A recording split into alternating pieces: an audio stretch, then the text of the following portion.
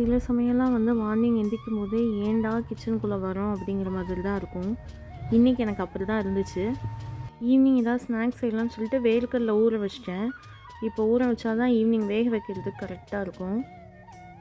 காலையில் சாப்பிட்றதுக்கு கேரட் தோசையும் உப்புமாவும் தான் ரெடி பண்ணியிருந்தேன். மேக்ஸிமம் அர்ஜுன் தோசை தான் கேட்பான். என்னால் முடிஞ்ச அளவுக்கு அந்த தோசையில் என்ன நம்ம ஹெல்த்தியாக கொடுக்க முடியுமோ அதை ரெடி பண்ணி கொடுத்துருவேன். ஆனால் அவனும் தோசையில் மட்டும் நம்ம எப்படி ப்ரிப்பேர் பண்ணி கொடுத்தாலும் அதை சாப்பிட்டுக்கிறான். அது வரைக்கும் எனக்கு ரொம்ப ஈஸியாக இருக்குது.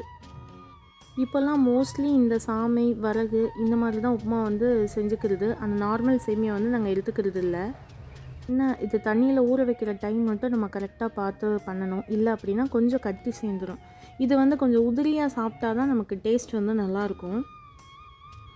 வெயில் அடிக்கிறது போய் இப்போ காற்று பயங்கரமாக இருக்குது. கிச்சனில் நின்று சமைக்கவே முடியல. ஏன்னா எங்களுக்கு பின்னாடி தான் ஜன்னல் இருக்கும். ஸோ காற்றுல அடுப்பு சீக்கிரமாக அதுவே ஆஃப் ஆகிடுது. இந்த உப்புமா செய்கிறதுலாம் ரொம்ப ஈஸி தான். ஒரு நிமிஷம் மட்டும் தண்ணியில் ஊற வச்சுட்டு அப்படியே இட்லி பானையில் வேக வச்சிடணும். அப்புறம் நார்மலாக நம்ம எப்படி உப்புமா செய்வோமோ அந்த மெத்தட்லேயே செஞ்சுக்கலாம்.